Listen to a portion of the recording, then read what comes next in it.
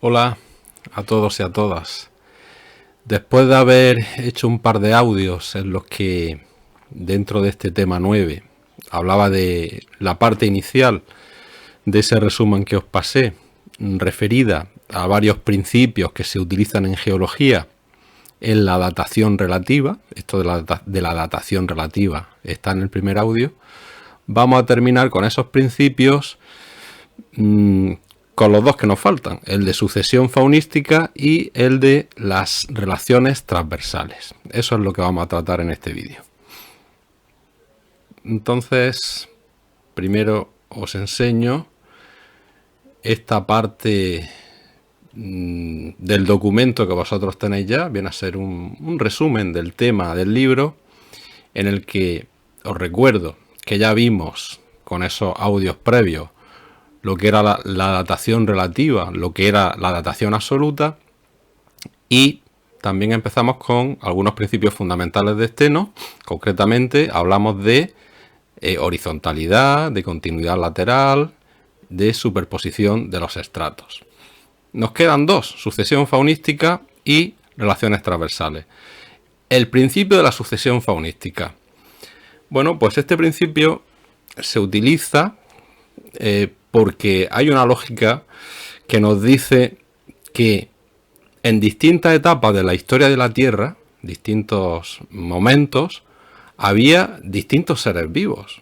Los seres vivos que tenemos en la actualidad pues son propios de esta época, pero en épocas pasadas había otros seres vivos, porque las especies, lo sabéis, las especies evolucionan y unas desaparecen y otras aparecen nuevas. Así que digamos que los fósiles vienen a ser también un reloj que marca en las rocas, en los estratos de roca, marca su edad, porque cada época del pasado tiene unos fósiles concretos. Así que cualquier periodo de la historia de la Tierra puede reconocerse por el contenido fósil de las rocas que estemos estudiando. Ese es el primer principio que abordábamos o que abordamos ahora en este vídeo, y el segundo es el de las relaciones transversales. Lo leo y luego lo vamos a explicar. Todo proceso geológico es posterior a los materiales y a las estructuras a las que afecta. Esto leído así y sin saber de geología previamente y sin ver ejemplos, pues es difícil entenderlo. Así que vamos a ir a un ejemplo. El ejemplo que tenéis más adelante en este resumen, que es este de aquí. Pero para visualizarlo un poquito mejor, voy a ir a un sitio web donde tengo vuestro libro, y entonces están esos mismos dibujos, pero como veis aquí, de una forma algo diferente. Los dibujos son los mismos. Mirad, lo que representa este gráfico es una zona de la superficie terrestre donde se ha hecho un corte, o se está esquematizando cuál sería, cómo sería por debajo de la superficie esa zona con distintas capas de roca. Y como veis, una lámina de agua, una zona de agua superior que podría ser pues de un mar o de un lago. Este sería el aspecto actual. Pues vamos a aplicar un poquito esto que os decía antes, el principio de relaciones transversales, que os lo leía y parecía un poquito complejo. Pero vaya a ver que no. Mirad, si yo veo en un ejemplo como este, unas rocas que en este caso han sido afectadas por algún tipo de fuerza que las ha deformado, las ha doblado en este caso, y sabéis que estoy hablando de un pliegue, pues puedo pensar que el proceso de plegamiento, ese proceso que ha dado lugar al pliegue, esas fuerzas compresivas que han hecho que las rocas, los estratos de rocas se doblen, ha sido posterior a la presencia misma de las rocas. Un proceso, voy a recordar lo que decía este principio de las relaciones transversales. Decía, un proceso que afecta a una estructura o a unos materiales es posterior a esa estructura o a esos materiales. En este caso, el plegamiento o las fuerzas de compresión son posteriores a la presencia de estas rocas, de estos estratos de roca. Pero aquí hay más procesos, mirad. ¿Por qué sucede que estas rocas, digamos que se cortan, ahí estoy señalando, se cortan tan, digamos, tan abruptamente con esta superficie? ¿Por qué el pliegue no se continúa? ¿Por qué el estrato este azul ha desaparecido? ¿O por qué el estrato este marrón tampoco se ve por aquí? Algo ha pasado que ha eliminado esas rocas, esos materiales. Pues eso es otro proceso geológico. Ese proceso geológico, algunos lo estaréis sospechando, es la erosión. A partir de un pliegue inicial ha venido un proceso geológico externo y ha arrasado, ha, digamos, eliminado los materiales que había aquí, que, como os digo, formaban parte de un pliegue y ya no están. Esa parte superior del pliegue ya no existe. Pues ese proceso geológico ha afectado a unas rocas que había antes. ¿Cuál es entonces el orden? Primero la roca y después el proceso erosivo, o primero hubo erosión y luego vinieron las rocas.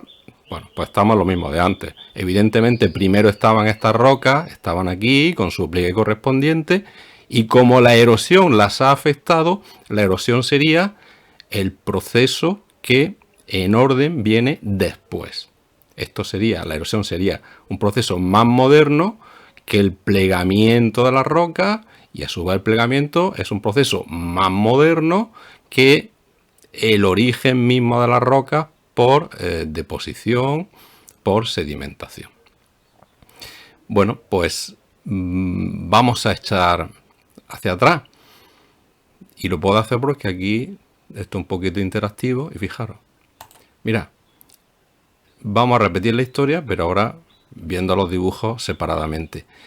Aquí tenéis esa misma zona que antes veíamos con otro aspecto y se parece bastante porque, bueno, tenemos una lámina de agua que se puede corresponder con una zona lacustre o con un mar, y debajo de esa lámina de agua hay algunas capas de roca que vienen de una sedimentación y una litificación. Bien, siguiente paso, que esto lo hemos contado, pero lo vamos a ver ahora con dibujos. ¿Veis?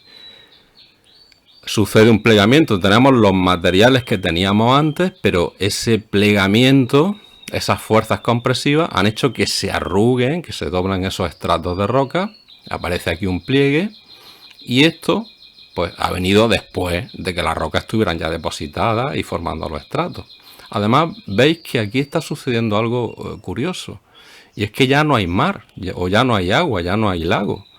Bueno, pues esto es una tierra que ha emergido del fondo del mar, y ahora es una parte de un continente, ya no es un fondo marino o un fondo de lago. Parte de continente me refería a una zona que ya está expuesta a la atmósfera.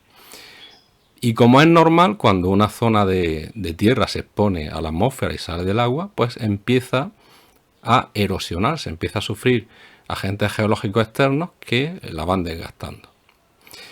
Pero esto puede seguir adelante y ese proceso ser tan exagerado como veis aquí. Ahora, si veis las rocas de abajo, veis que ya han desaparecido una gran cantidad de materiales. Se ha allanado el terreno y esto ha quedado pues en una zona un poquito así irregulares por los lados, con unos montecillos muy bajitos y una zona central de valle ligeramente deprimida, pero básicamente se ha arrasado, la erosión ha arrasado con lo que había ahí.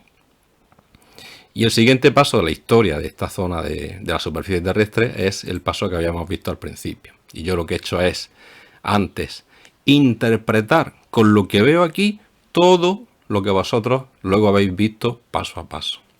Como veis, tenemos la parte del pliegue que quedó arrasada por la erosión, y lo que ha sucedido al final es que el mar o el lago, la zona de la lámina de agua, de nuevo ha inundado el lugar, y en el fondo de esa lámina de agua pues está dando de nuevo lugar a un proceso de sedimentación y de formación de nuevas rocas.